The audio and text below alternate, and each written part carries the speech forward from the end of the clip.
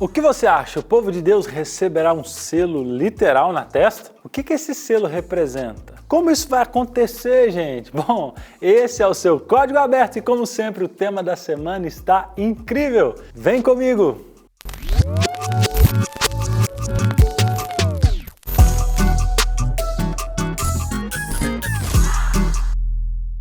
Hoje nós vamos abordar a resistência dos adventistas contra as leis dominicais nos Estados Unidos no final do século XIX. O senador Henry Blair propôs um projeto de lei em 1888, buscando oficializar o domingo como Dia Nacional de Descanso, proibindo atividades como correio, comércio, desfiles militares e quem interferisse no domingo. E em dezembro de 1888, mesmo ano, ocorreu uma audiência no qual o pastor adventista Alonzo Jones expressou sua posição. Ele argumentou que a Constituição dos Estados Unidos prevê separação nítida entre religião e governo civil, e que as leis dominicais não apenas eram inconstitucionais, mas também contrárias à fé cristã. Os adventistas, pessoal, contrariando outros cristãos, uniram-se a alguns grupos e aos judeus que também se opunham ao fechamento do domingo. Jones enfatizou que todos, independente de sua religião, deveriam ter os mesmos direitos. E também, em 1888, Ellen White lançou o livro O Grande Conflito, abordando o significado profético e histórico das leis dominicais. Embora o projeto de Blair não tenha sido aprovado, o tema permanece relevante nos Estados Unidos e em outros lugares também. A lição dessa história é que os adventistas defenderam seus direitos religiosos mesmo enfrentando oposição. Já em Apocalipse 13 e 14, as pessoas estão divididas entre duas marcas, o selo de Deus ou a marca da besta. Todos estão escolhendo lados, como em um time. Tem um grupo que se envolve com a besta e segue por todo lado, cai nos enganos e se envolve com os pecados de Babilônia. E tem outro grupo, o que segue o Cordeiro. Esses não se deixam enganar, permanecem puros e não se preocupam com os decretos governamentais malucos. Historicamente, sempre houve pessoas que destacavam por obedecer os mandamentos de Deus. No caso de Israel, seguir os mandamentos era uma característica distintiva do povo. Eles guardavam o sábado, praticavam o amor, mantinham a pureza sexual, falavam a verdade e demonstravam respeito a todos. Isso os diferenciava de outros povos, entendeu? O ponto, pessoal, é que Deus sempre desejou que carregássemos os mandamentos dele em nossa mente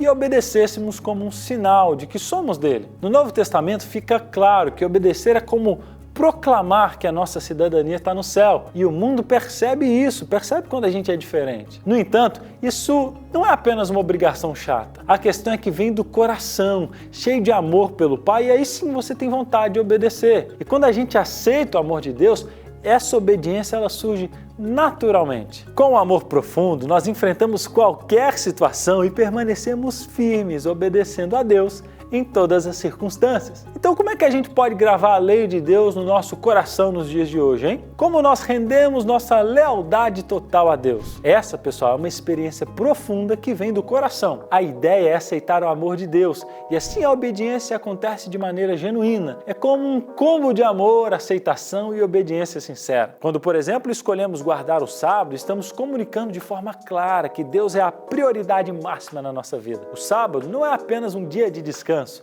é um momento de conexão com Deus, uma fonte de bênçãos e descanso espiritual. É tão óbvio que ao informarmos ao chefe que desejamos o sábado livre, recusamos convites que não se encaixam no esquema do dia sagrado. Ou quando pedimos para as pessoas não trabalharem em nossa casa no sábado, estamos dizendo, olha, Deus está em primeiro lugar na minha vida. A questão, gente, é que muitas pessoas ainda não compreendem completamente o significado do sábado. Assim, quando vivemos verdadeiramente esse dia, estamos praticamente dando uma aula prática sobre a importância de seguir a palavra de Deus, ao invés de tradições. O sábado é tão relacional e visível que acaba sendo um sinal da nossa lealdade a Deus. Vamos considerar isso em relação a um selo. O selo é como um crachá oficial, indicando autoridade e credibilidade. E o mandamento do sábado abrange tudo isso, você já notou? Mostra como Deus é o Criador, como ele tem jurisdição sobre tudo e como também esse mandamento traz o nome do Senhor. Se esse mandamento desaparecer, o selo de Deus desaparece junto e ele deixa de ser o legislador destacado. E o sábado, pessoal, cria um elo até mesmo entre os outros mandamentos.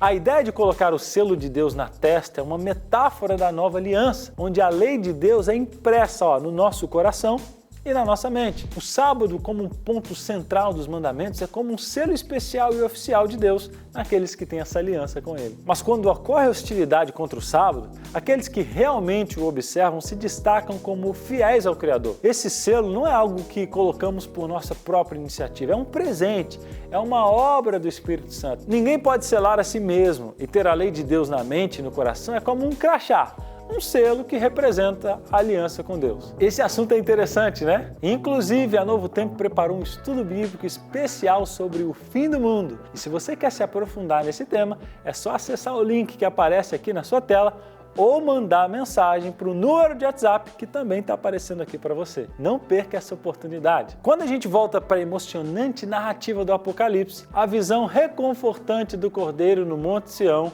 conforme Apocalipse 14, surge como um bálsamo após os eventos sombrios do capítulo 13. A transição profética nos leva do caos terreno de volta ao ambiente celestial, assegurando que a voz de Deus permanece firme e o seu povo será preservado. Entretanto, o inimigo, sempre maquiando estratégias sinistras, planeja afastar as pessoas de Deus por meio da temida marca da besta. Essa crise, antecedida e sucedida por advertências nas Escrituras, representa uma falsificação do selo de Deus, o selo divino. Enquanto o selo de Deus simboliza lealdade aos mandamentos e traz bênçãos associadas ao sábado, a marca da besta reflete comprometimento com as leis e tradições humanas. A história da igreja cristã é pontuada por tentativas de alterar a lei de Deus, sendo o domingo proposto como substituto do sábado. A Bíblia destaca o sábado como um sinal de autoridade divina, enquanto a tradição eclesiástica argumenta em favor do domingo. A confrontação entre esses sistemas de adoração